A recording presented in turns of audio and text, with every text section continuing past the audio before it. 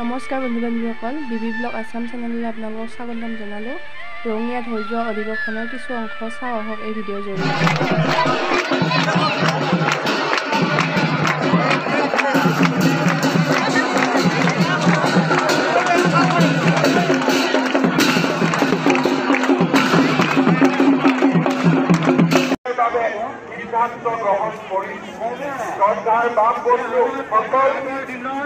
আজি আমাৰ জাতি ইমান বিপদ আৰু প্ৰত্যাহ্বানৰ মাজত জীয়াই আছে, তাৰ আঁৰত আছে মহাপুৰুষ শ্ৰীমন্ত শংকৰদেৱৰ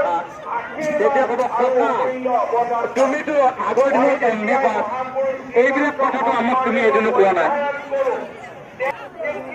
গতিকে তেতিয়া সামৰিত হ'ব যদি হেৰি আছে পুৰা আছে পুৰা তোমাকে আগৰ দিনত দিয়ে পাছ।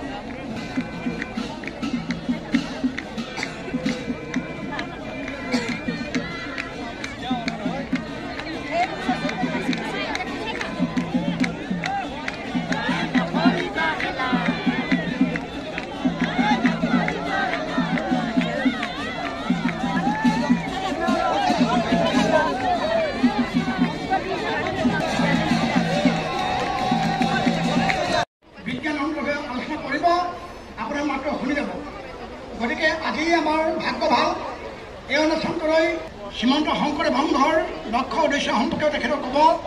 গতিকে মই তেখেত অহাৰ আগতেই মই তেখেতলৈও আমাৰ মঞ্চৰ পৰাই জনাইছোঁ। প্ৰভু মাষ্টৰ ধৰ্মৰ ওপৰত ধৰ্মৰ উদ্দেশ্য হৈছে স্বধৰ্মটি নিশ্চয়, যিটো হৈছে সমাজখন ধৰি ৰাখে, তেওঁলোকে ধৰি ৰাখে, সেইকাৰণে তাকে ধৰ্ম বুলি কোৱা হয়।